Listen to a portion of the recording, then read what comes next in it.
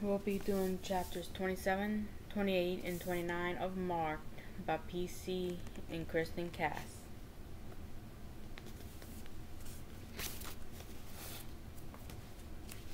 Chapter 27. Nice dress, Zoe. It looks just like mine. Oh, wait. It used to be mine, Aphrodite, laughing at Throaty. I'm so grown up and you're just a kid, laugh. I really hate it when girls do that.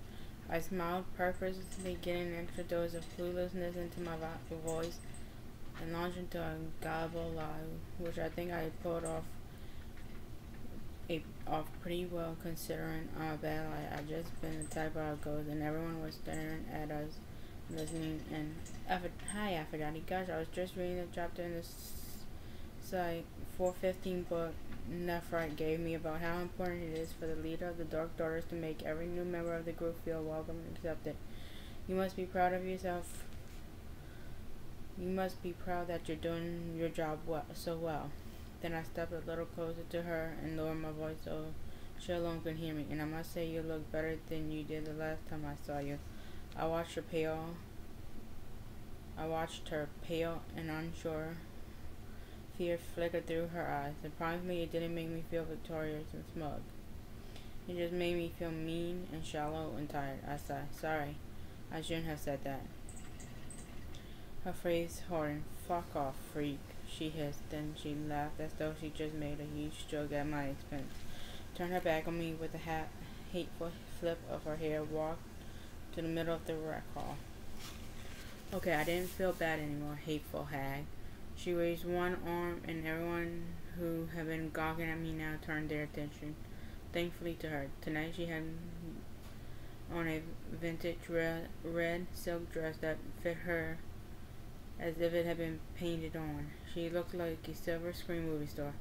A Fleetling died yesterday, and then another one died today. Her voice was strong and clear, and sounded almost compassionated, which surprised me.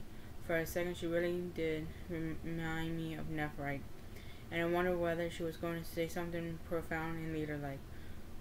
We all knew both of them. Elizabeth had been nice and quiet. Elliot had been our refrigerator for the past 7 months. She smiled. Suddenly, it was for real and mean, and any resemblance she might have had to Nephrite in it. But they were weak, and vampires do not need weakness in their covering. She shrugged her scarlet-covered shoulders. If we were humans, we'd call it survival of the fittest. Thank the goddess we're not humans, so let's just call it fate, and be happy tonight that it didn't kick any of our asses. I was totally grossed out to hear the sounds of general agreement. I haven't really known Elizabeth, but she's been nice to me. Okay, I admit that I hadn't liked Elliot. No one had. The kid was annoying and slug-like, and his ghost, or whatever it seemed to be, carrying on those traits. But I was not glad he died. If I'm ever leader of the Dark Daughters, I won't make fun of the death of Fleetling, no matter how insignificant. I made the promise to myself, but I was also conscious of sending it out like a prayer. I hope Nyx heard me, and I hope she approved. But enough gloom and doom, Aphrodite said. It's Sanhedrin, the night where we celebrate the end of the harvest season, and even better, it is time when we remember our ancestors, all great vampires who had lived and died before us. The tone of her voice was creepy, like she was getting into the show she was putting on way too much, and I rolled my eyes as she continued. It's the night when the veil between life and death is thinnest, and when spirits are most likely to walk the earth. She paused and looked around the audience, being careful to ignore me, like everyone else was. I had a moment to wonder about what she just said. Could what have happened with Elliot have something to do with the veil between life and death being thinnest, and the fact that he had died on Shahan? I didn't have time to wonder any more about it because Aphrodite raised her voice and shouted, So what are we going to do? Go out, the Dark Daughters and Sons yelled back. That's right, I've chosen an awesome place for us tonight. And we even have a new little refrigerator for us there with the girls. By the girls, does she mean Warlock, Terrible, and Wasp? I glanced around the room and I didn't see them anywhere. Great. I could only have imagined that those three plus Aphrodite would consider it awesome. And I didn't even want to think about the poor kid who had somehow been talked into being their new refrigerator. And yes, I was going to be in total denial by the fact that my mouth watered when Aphrodite mentioned that there was a refrigerator waiting for us, which meant I was going to get drunk, drink blood again. So let's get out of here, and remember, be silent. Focus your minds on being invisible, and any human who happens to still be awake will simply not see us. Then she looked right at me. And may Nyx have mercy on anyone who gives us away, because we certainly won't. She smiled silkily back at the group. Follow me, dark daughters and sons. In silent pairs, in small groups, everyone followed Aphrodite out of the back of the rec hall.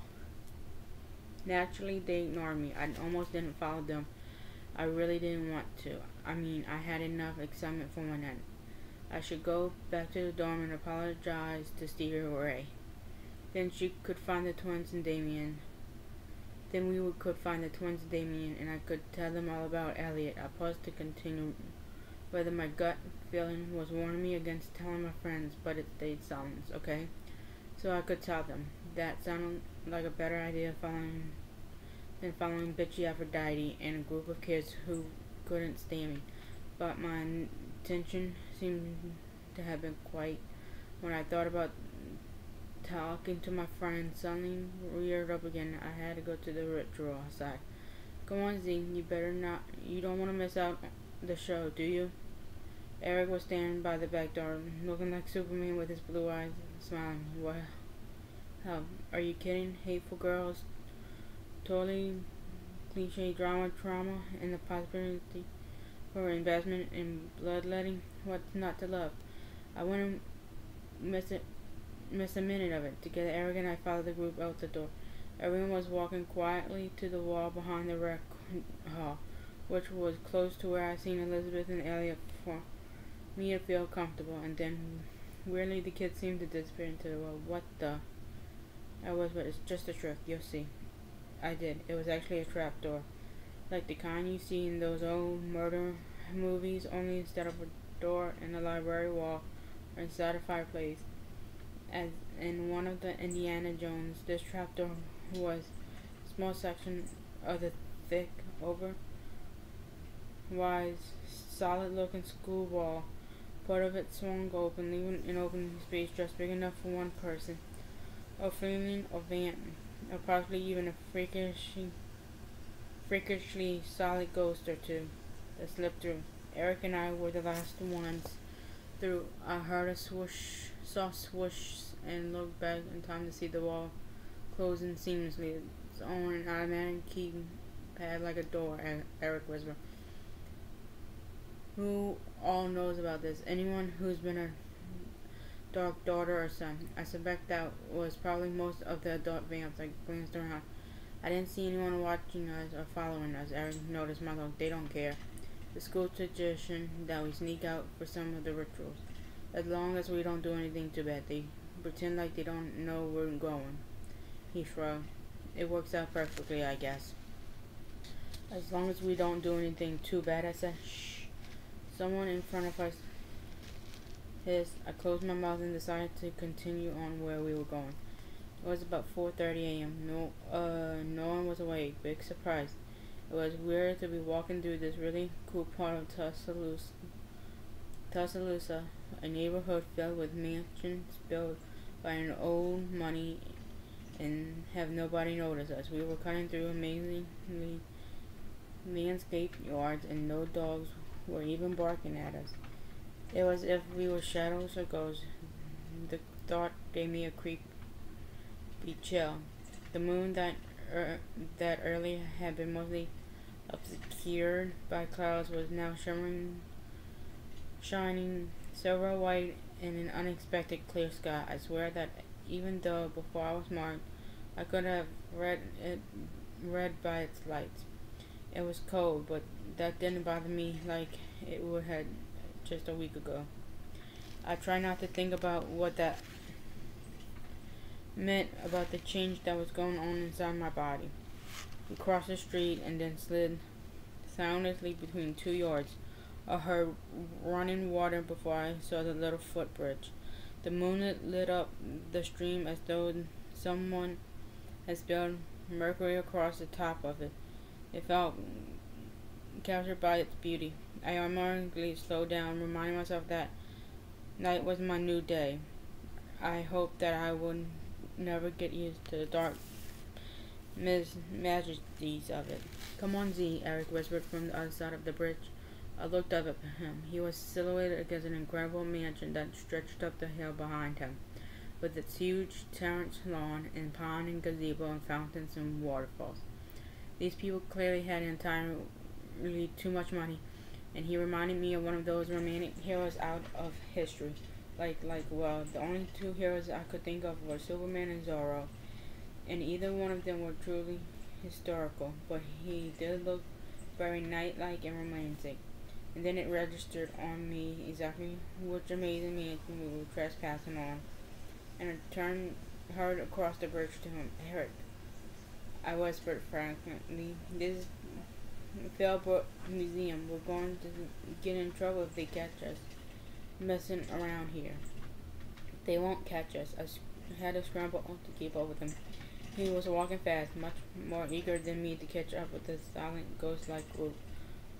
"Okay, this isn't just some rich guy's house. This is a museum. There are 24-hour security guards here. Aphrodite will have drugged them." "What? Shh. It doesn't hurt them. They'll be groggy for a while and then go home and not remember anything. No big deal."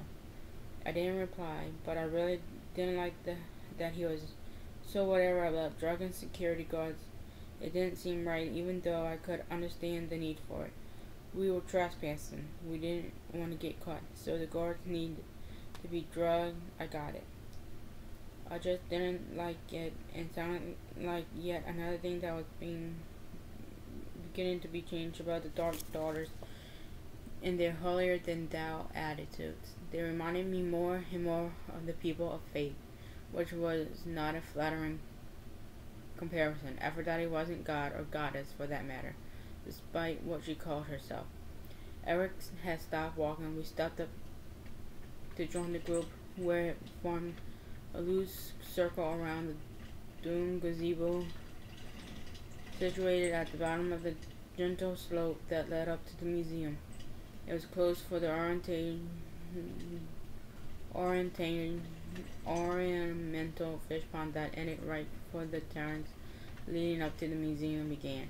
It really was an incredible, beautiful place. I've been there 2 or 3 times on field trips and once with my art class. I haven't been inspired to sketch the gardens, even though I definitely cannot draw. Now the night had changed it from a place with pretty, well-tended gardens and marble water features into a magical fairy kingdom, all washed in the light of the moon and shaded by layers of grays and silvers and midnight blues. The gazebo itself was amazing. It sat on top of a huge round stairs thrown so that you had to climb up to it. It was made of carved white columns, and the dome was lit from beneath, so that it looked like something that could have been found in ancient Greece, and then restored to its original glory and lit for the night to see. Aphrodite climbed the stairs to take her place in the middle of the gazebo, which immediately sucked some of the magic and beauty from it. Naturally, Warlike, Terrible, and Wasp were there too. Another girl was with them, who I didn't recognize. Of course, I could have seen her a zillion times and wouldn't have remembered. She was just another mean girl. Her name probably meant something like wicked or hateful. They set up a little table in the middle of the gazebo and draped it with black cloth. I could see that there were a bunch of candles on it and some of other stuff, including a goblet and a knife. Some poor kid was slumped with his head down on the table. A cloak had been pulled around him so that it covered his body, and he looked a lot like Elliot on the night he'd been in the refrigerator. It must really take a lot of a kid who had this bland drink for Aphrodite's rituals And I wonder whether that had anything to do with bringing on Elliot's death. I blocked from my mind the fact that my mouth started watering when I thought about the kid's blood being mixed with the wine in the goblet. Weird how something could possibly taste gross, that could totally gross me out and make me want it really bad at the same time. I would cast the circle and call the spirits of our ancestors to dance within it. Within it with us, Aphrodite said. She spoke so softly, but her voice traveled around us like a poisonous mist. It was spooky to think about ghosts being drawn to Aphrodite's circle, especially after my own recent experience with ghosts. But I have to admit that it irritated me almost as much as it scared me. Maybe I was certain I had to be here because I was meant to get some clues about Elizabeth and Elliot's tonight. Plus, this ritual was obviously something the Dark Daughters had been doing for a while. It couldn't be that scary or dangerous. Aphrodite played all big and cool, but I had a feeling that it was an act. Underneath, she was what the bullies are, insecure and immature. Also, bullies tend to avoid anyone tougher than them. So it was only logic that if Aphrodite was going to call spirits into a circle, it meant that they were harmless, probably even nice. Aphrodite was definitely not going to face down a big, bad boogie monster.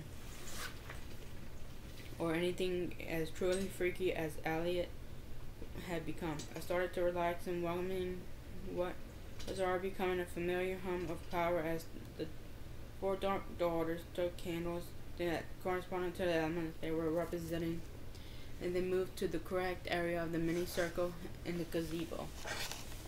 Aphrodite summoned wind in my hair, lifted gently in a breeze that I could feel, only I could feel. Closed my eyes, loving the electricity that tingled across my skin. Actually, in spite of Aphrodite and the stuck-up Dark Daughters, I was already enjoying the beginning of the ritual, and Eric was standing beside me, which helped me not to care more, to care that no one else there would talk to me. I relaxed more, certainly knowing that the future was going to be that bad. I make up with my friends and we figure out together what the hell was going on with the weird ghost, and maybe I even get a totally hot boyfriend. Everything would be okay. I open my eyes and watch Aphrodite move around the circle, each element sizzled through me, and I wonder how Eric could stand so close to me and not notice it. I even snuck a peek at him, half expecting him to be staring at me as the elements played over my skin, but like everyone else, he was looking at Aphrodite, which it was actually annoying. Wasn't he supposed to be sneaking looks at me too? Then Aphrodite began the ritual of summoning of the ancient spirits, and even I couldn't keep my attention from her. She stood at the table, holding a long braid of dried grass over the purple spirit flame so that it lit quickly. She allowed it to burn for a little while and then blew it out. She waved it gently around her as she began to speak, filling the area with trimness of smoke. I sniffed, recognized the scent of sweet grass, one of the most scarce of ceremonial herbs because it attracted spiritual energy. Grandma used it often in her prayers.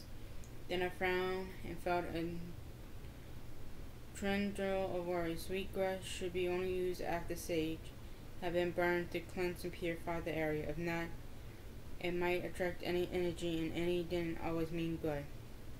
But it was too late to say anything, even if I could stop the ceremony. She had already begun calling the spirits, and her voice had taken on an eerie, sing-song quality that somehow intensified by the smoke after that curled thickly around her. On this hand night, hear my ancient call, you spirits of our ancestors. On this hand night, let my voice carry with the smoke to the other world, where bright spirits play in the sweet grass mist of memory. On this hand night, I do not call the spirits of our human ancestors. No, I let them sleep. I have no need for them in life or in death. On this Shaham's night, I call magical ancestors, mythical ancestors, those who were once more than human and who in death are more than human. Completely entranced, I watched with everyone else as the smoke swirled and changed and began to take on forms. At first I thought I was seeing things, and I tried to make my vision clear, but soon I understand what I was seeing, and it had nothing to do with blurred vision. There were people forming within the smoke. They were distant, more like the outlines of bodies than actual bodies themselves. But as Aphrodite continued to wave the sweet grass, they grew more substantial, and then suddenly the circle was filled with spectral figures that had dark, canvas eyes and open mouths. They didn't look like Elizabeth or Elliot. Actually, they looked like exactly as I imagined ghosts would. Smoky and transparent and creepy. I sniffed the air. Nope. I definitely didn't smell any old basement yuckiness. Aphrodite put down the still smoking grass and picked up the goblet. Even from where I was watching, it seemed that she looked unusual pale, as though she had taken some of the physical characteristics of the ghost. Her red dress was almost painfully bright within the circle of smoke and gray and mist. I greet you, ancestral spirits, and ask that you accept our offering of wine and blood so that you may remember what it was to taste life. She lifted the goblet, and the smoky shapes shone and coiled with obvious excitement. I greet you, ancestral spirits, within the protection of my sacred eye. So I knew you. I'd find you if I tried hard enough. Heath's voice silent sliced through the night, cutting off Aphrodite's words.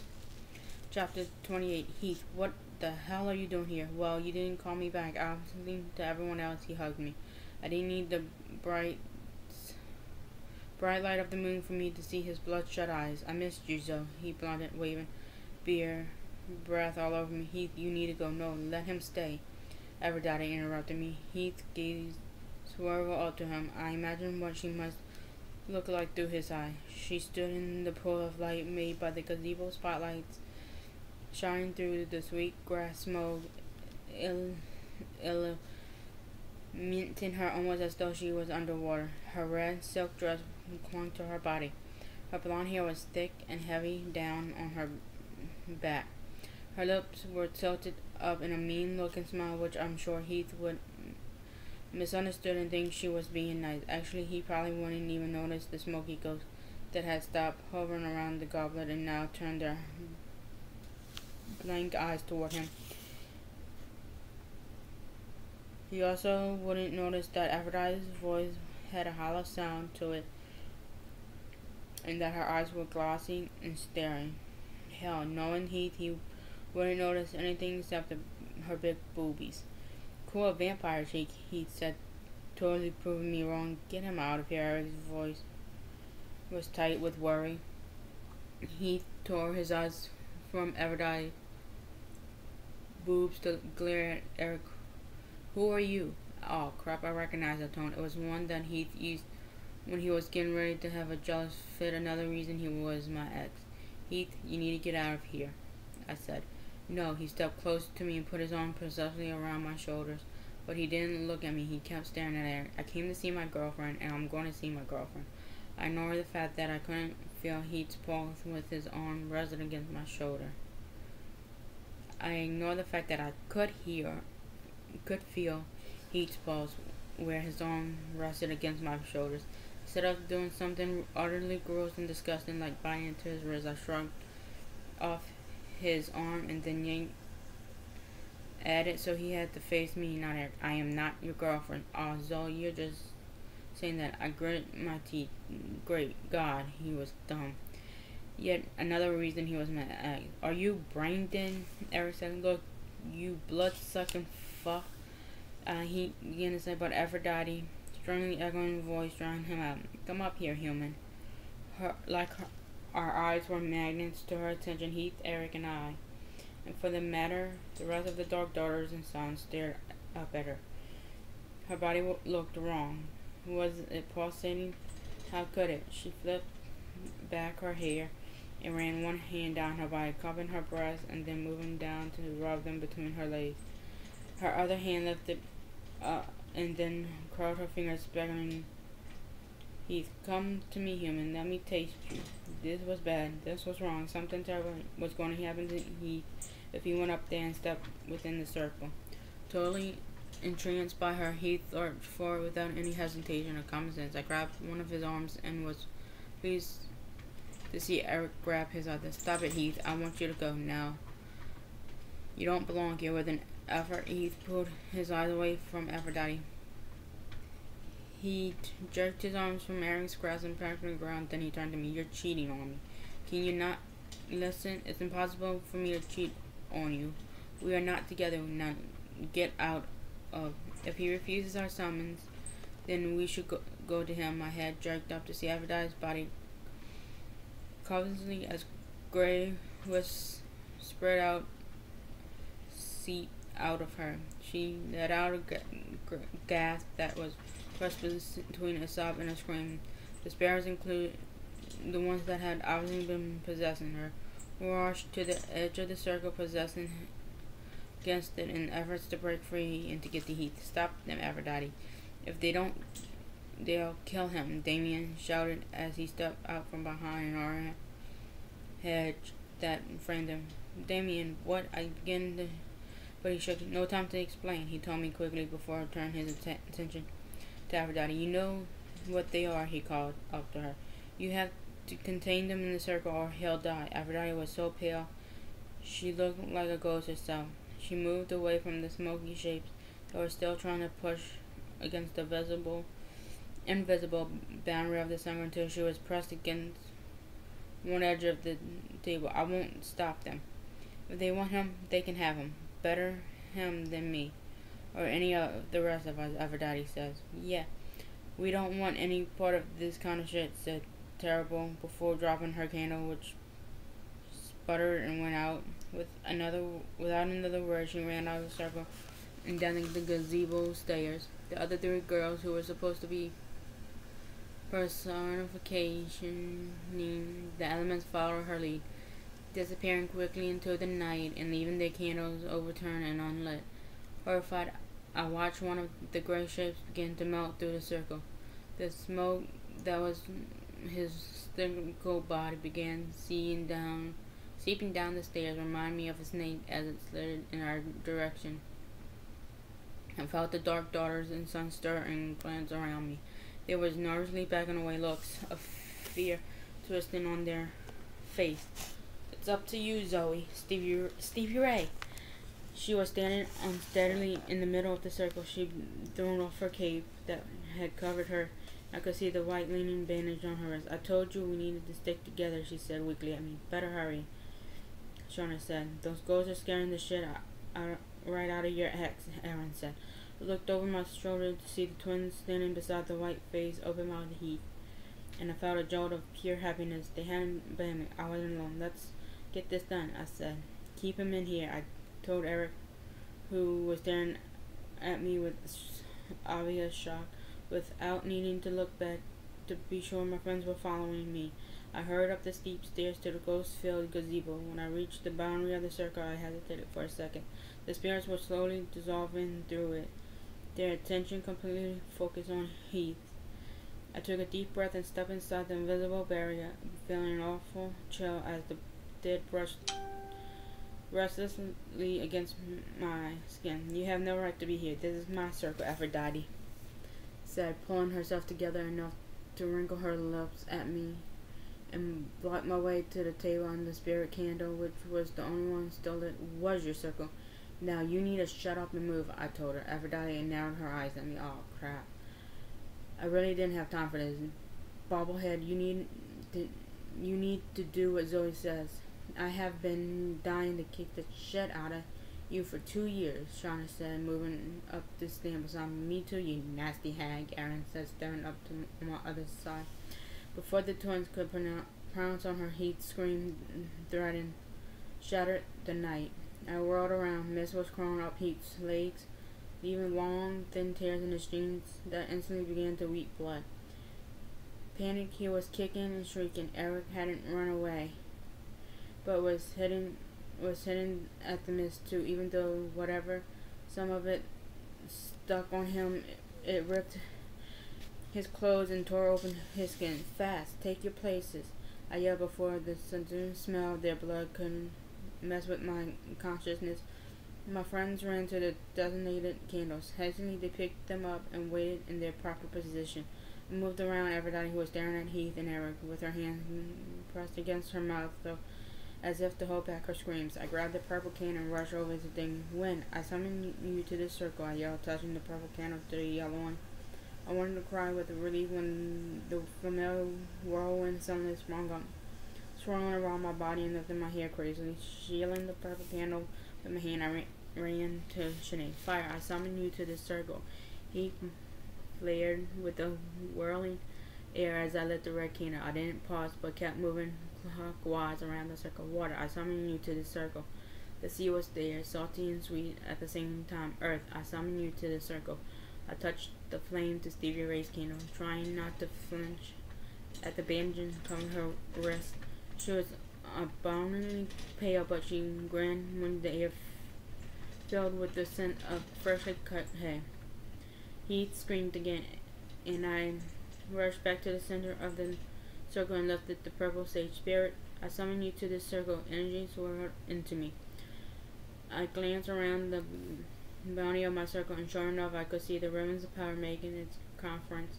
I closed my eyes for an instant. Oh, thank you, next. I put the candle down on the table and grabbed the goblet of bloody wine. I turned to face Heath and Eric in the ghostly horror. Here's your sacrifice, I yelled, sloshing the liquid in the goblet in a messy arc around me so that it made a blood-colored circle on the gazebo floor. You weren't called here to kill. You were called here because Shahim and we wanted to honor you. I spilled more wine, trying hard to ignore the sinister scent of blood mixed with wine. The ghosts paused in their attack. I focused on them, not wanting to distract myself with the terror in Heath's eyes and the pain in Eric's. We preferred this young blood priestess. The eerie voice echoed up to me, sending chills over my skin. I swear I could smell his rotting flesh. I swallowed hard. I understand that, but those lives aren't yours to take. Tonight is a night for celebration, not for death, and we choose death. It's dearest to us. Ghostly laughter floated through the air with the taunt smoke of sweet grass, and the spirits began to cover again on Heath. I then threw the goblet and raised my hands.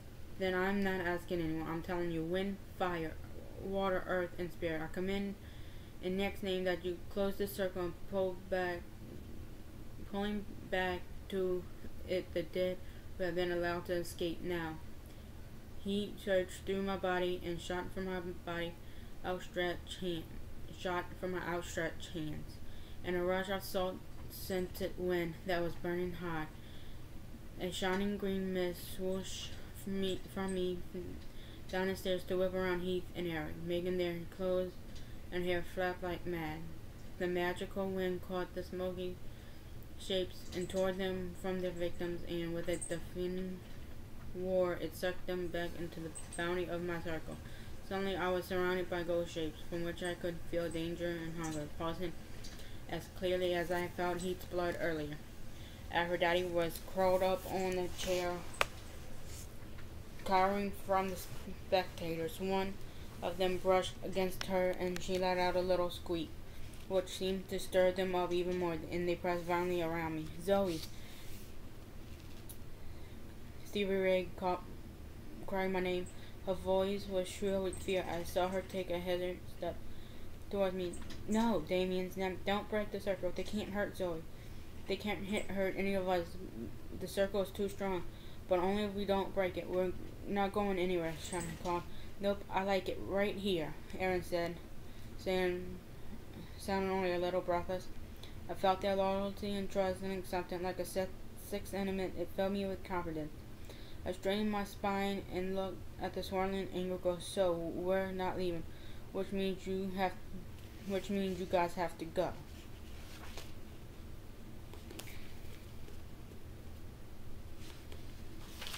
I pointed down at the spilled blood and one. Take your sacrifice and get out of here. It's all the blood that is owed to you tonight. The smoky horror paused their seething. I knew I had them. I drew a deep breath and finished. With the power of the elements, I command you. Go. Suddenly, as though an invisible giant slapped them down, dissolved into wine-soaked floor of the gazebo, somehow exhaling the blood-tinted liquid and making it disappear with him. I breathed a long, ragged sigh of relief. Automatically, I turned to Damien. Thank you when you made the part. He started to blow out his candle, but didn't need to. A little puff of wind, which surprisingly playful, did it for him. Damien grinned at me, then put his eyes.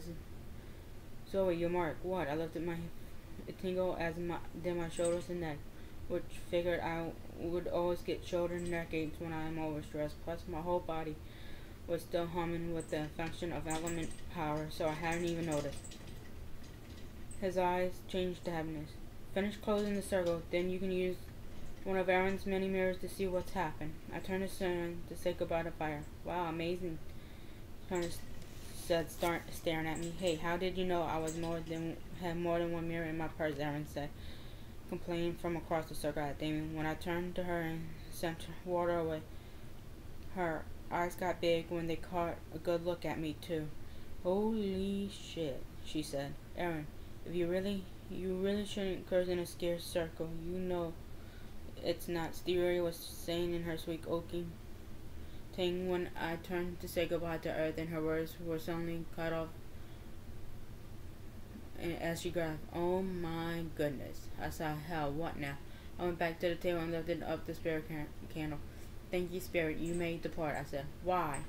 Aphrodite stood up abruptly down. She knocked over the chair like everyone else. She was staring at me with a ridiculous expression. Why you? Why not me, everybody? Aphrodite. What are you talking about? She's talking about this. Aaron handed me a compact. She pulled out of her leather check sheet leather purse she always slugged over her shoulder. I opened it and looked. At first I didn't understand what I was seeing. It was too foreign, too surprising. Then from my side, Stevie Ray whispered, "It's beautiful," and then I realized she was right. It was beautiful. My mark had been added to, a delicate swirl of lace like sapphire tattooing from my eyes. Not as irritated and large as an adult vamp, but unheard of in a feeling. I let my fingers trace the curling design, thinking that it looked like something that should decorate the face of an exotic princess, or maybe the high priestess of a goddess. And I started hard at me that wasn't really me, the stranger who was becoming more and more familiar. And that's not all, Zoe. Look at your shoulder, Damien said softly. I glanced down at the deep off-the-shoulder neckline of my cool dress and felt a jolt of shock surge through my body. My shoulder was tattooed, too. Stretching from my neck down my shoulder and back were sapphire tattoos and a swirling pattern much like that on my face. Only the blue marks on my body looked even more ancient, even more mysterious, because they were inspected with letter-like symbols. My mouth opened and my words couldn't come out. Z, he needs help. Eric broke through my shock, and I looked up from my shoulder to see him stumbling into the gazebo, half carrying an unconscious Heath. Whatever, leave him. Aphrodite said. Someone will find him in the morning. We need to get out of here before the guards wake up. I whirled on her. And you ask why me and not you? Maybe because Nix is sick and tired of you being selfish, spoiled, androgynous, hateful. I paused so pissed I couldn't even think of any more adjectives. Nasty. Aaron and Janine added together. Yeah, and a nasty bully. I took a step closer to her and got all in her face. This whole change is hard enough without someone like you. Unless we want to be your... I glanced up at Damien. I smiled. Your psycho-fentient. You make us feel like we don't belong, like we're nothing. That's over, Aphrodite. What you did tonight was totally, completely wrong. You almost caused Heath to die. And maybe even Eric, who knows who else. And it was all because of your selfishness. It wasn't my fault. Your boyfriend tracked you here, she yelled. No, Heath wasn't your fault, but it's the only thing that wasn't your fault tonight. It was your fault that your so-called friends wouldn't stay stand by you and keep the circle strong, and it was your fault that negative spirits found the circle to begin with. She looked confused, which pissed me off even more. Sage, you hateful hag. You are supposed to use sage to clear out negative energy before you use sweetgrass, and it's not surprising that you drew such horrible spirits. Yeah, 'cause you're hard, Stevie Ray said. You don't have to shit to say about it, refrigerator Aphrodite sneered. No, I put my finger in her face. This refrigerator crap is the first thing that's ended. Oh, so now you're going to pretend that you don't crave the taste of blood more than any of us? I glanced at my friends. They met my eyes without flinching. Damien smiled encouragement. Stevie Ray nodded at me. The twins winked, and I realized that I'd been a fool. They weren't going to shun me. They were my friends. I should have trusted them more, even if I hadn't learned to trust myself yet. We'll all eventually crave blood, I said simply, or we'll die. But that doesn't make us monsters. And it's time for the Dark Daughters. Stop acting the part. You're finished, Aphrodite. You're no longer the leader of the Dark Daughters. And I suppose you think that you're now the leader? I nodded. I am. I didn't come out of the house in the night asking for these powers. All I wanted was a place to fit in. Well, I guess this is Nyx's way of answering my prayer. I smiled at my friends, and they grinned at me. Clearly, the goddess has a sense of humor. You bitch! You can't just take over the Dark Daughters. Only a high priestess can change their leadership.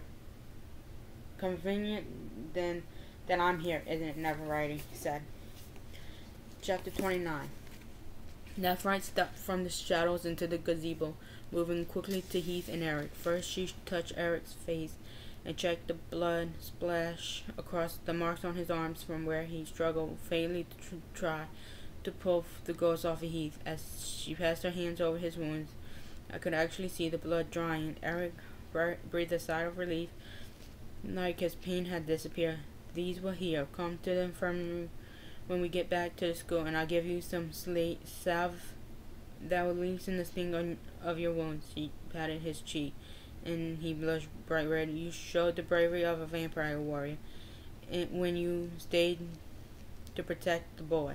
I'm proud of you, Eric Knight, as is the goddess. I felt a rush of pleasure at her approval. I was proud of him too. Then I heard murmur agreement all around me and realized that the Dark Daughters and Son had returned and were crowding the stairs of the gazebo. How long had they been watching? Nephite turned her attention to Heath, and I forgot about everyone else. She lifted the torn legs of his jeans and examined the bloody marks there and on his arms. Then she cupped his pale red face in her hand and closed her eyes. I watched his body stiffen even more, and convinced that and then he sighed, and like Eric, he relaxed. After a moment, he looked like he was sleeping peacefully instead of fighting silently against death. Still on her knees beside him, Nephite said he will recover, and he will remember nothing of this night except that he got drunk and got lost trying to find his ex-almost girlfriend. She looked up at me, saying that last part in her eyes, kind and filled with understanding. Thank you, I whispered. Nephite nodded slightly to me before she stood to confront Aphrodite. I am responsible for what happened here tonight, as you are. I have known for years of your selfishness, but I chose to overlook it, hoping that that age and the touch of the goddess would mature you. I was wrong, Nephite. Voice took on the clear, powerful quality of a command. Aphrodite, I officially release you of your position of the Dark Daughters and Sons. You are no longer in training for High Priestess. You are now no different than any other fleetling. With one swift movement, Nephite reached out, grasped the silver and garnet necklace of rain that dangled between Aphrodite's breast and tore it from her neck. Aphrodite didn't make a sound, but her face was chalky and stared frankly at Nephite. The High Priestess turned her back on the Aphrodite and approached me. Zoe Raybird, I knew you were special from the day Nyx let me foresee that you would be marked. She smiled at me and put her finger under my chin, lifting my head so that she could get a better look at the new addition to my mark. Then she brushed my hair aside so that the tattoos had appeared on my neck, shoulders, and back could also be seen. I heard that Dark Daughters and Sons gasped as they too got their first look at my unusual marks. Trina. Unextraordinary, truly extraordinary, she breathed, letting her hand trail back to her side. Tonight you showed the wisdom of the goddess choice in gifting you with special powers. You have earned the position of the leader of the Dark Daughters and Sun and High Priestess in training. Through you goddess given gifts, as well as through your compassion and wisdom, she handed me Aphrodite's necklace. It felt heavy in my hand. Wear this more wisely than your predecessor. Then she made a truly just and Nephrite high priestess of Nyx saluted me, fist across her heart, and head bowed formally with the vampire's sign of respect. Everyone around us except Aphrodite mimicked her. Tears blurred my vision as my four friends grinned at me and bowed with the Dark Daughters and Sons. But even now, in the midst of such perfect happiness, I felt the shadow of confusion. How could I ever doubt that I could tell Nephrite anything? Go back to the school. I'll take care of what needs to be done here, Nephrite told me. She hugged me quickly and whispered into my arms, so very proud of you, Zoe Bird. Then she gave me a little push in the direction of my friends. Welcome to the new leader of the Dark Daughters and Sons, she said. Damien, Stevie Ray, Shauna, and Aaron led the cheer, and then everyone surrounded me, and it seemed that I was washed from the gazebo in a silent wave of laughter and congratulation. I nodded and smiled at my new friends, but I wasn't a fool. Silently, I reminded myself that only moments before they had been agreeing with everything Aphrodite had said. It would definitely take a while to change things. We got to the bridge, and I remember my new charges. We've been have to be quiet as we made our way back through the neighborhood to the school, and I motioned for them to go ahead of me when Stevie Ray, Damien, and the twins started to cross the bridge. I whispered, "No, you guys walk with me." I grinning so broadly they looked goofy. The four of them stood around me.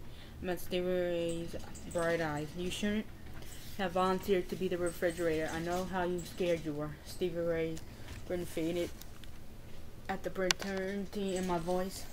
"But if I hadn't, we wouldn't have known where the ritual was going to be, Zoe. I didn't so I could message Damien, and he and the twins could have met me here. We knew you needed us."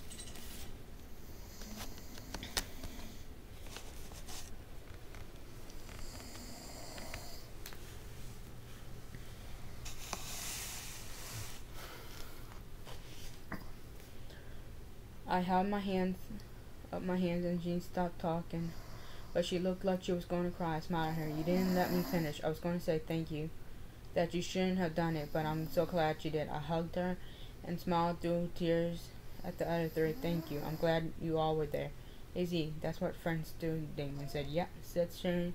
"Exactly," said Aaron. And they closed around me in a giant mothering hug, which I totally loved. "Hey, can I get on this?" I looked up to see Eric standing nearby. "Well, yes, you absolutely may," Damien said brightly. Stevie Ray dissolved into giggles and Jenny sighed and said, "Give it up, Damien. Wrong team, remember?" Then Aaron pushed me out of the center of the group and towards Eric. "Give the guy a hug. He did try to save your boyfriend tonight," she said. "My ex-boyfriend," I said, quickly stepping to Eric's arms, more like a little overwhelmed by the mixture of the scent of the flesh blood still clinging to him and the fact that he was, well, hugging me. Then, after everything, Eric kissed me so hard that I swear I thought the top of my head would spin off. "Please, just please," I heard Sharon say. "Get a room," Aaron said. Damien giggled as I stepped self-consciously out of Eric's arms. "I'm starving," Stevie Ray said. "This refrigerator stuff makes you hungry." "Well, let's go get you something to eat," I said. My friends started over the bridge and I could hear Shanae bickering with Aaron about whether we should have pizza or sandwiches. "Mind if I talk with you?" I said. "Nah, I'm getting used to it," I said, smiling up at him. He laughed and walked over onto the bridge. Then, from the darkness behind me, I heard a very distant, annoyed meow. "Oh, go on. I'll catch up with you guys in a minute," I told Eric.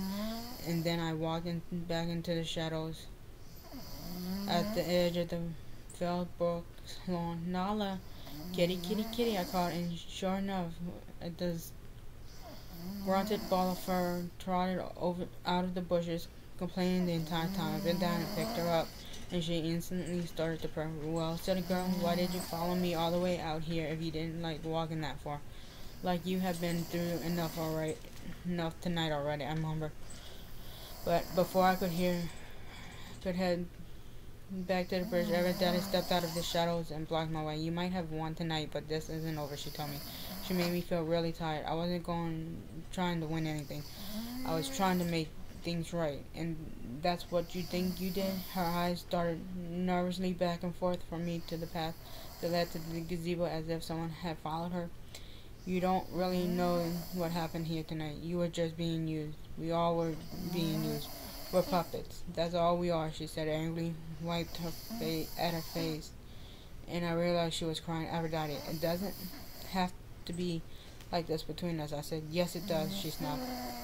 It's the parts we're supposed to play. You'll see. You see. Aphrodite started to walk away.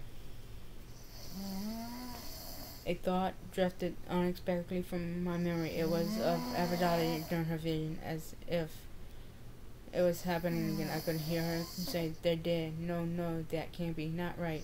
No, not natural. I don't understand. I don't. You know? Her scream of terror echoed eerily through my mind. I thought of Elizabeth, of Elliot, the fact that they had already appeared to me. Too much of what she said made sense. Aphrodite, wait. She looked over and said, the vision you had today in Nefert's office, what was it really about? She shook her head. It's only the beginning. It's going to get much worse. She turned and suddenly hesitated. Her way was blocked by 5 kids, my friends. It's okay, I told them. Let her go. Sharon and Aaron parted, and Aphrodite lifted her head, shook her hair, and marched past them as she owned the world. I watched her walk over the bridge, my stomach clenching. Aphrodite knew something about Elizabeth and Elliot, and eventually I was going to have to find out what it was. Hey, Stevie Razor. I looked at my roommate and new best friend. Whatever happens, we're in it together.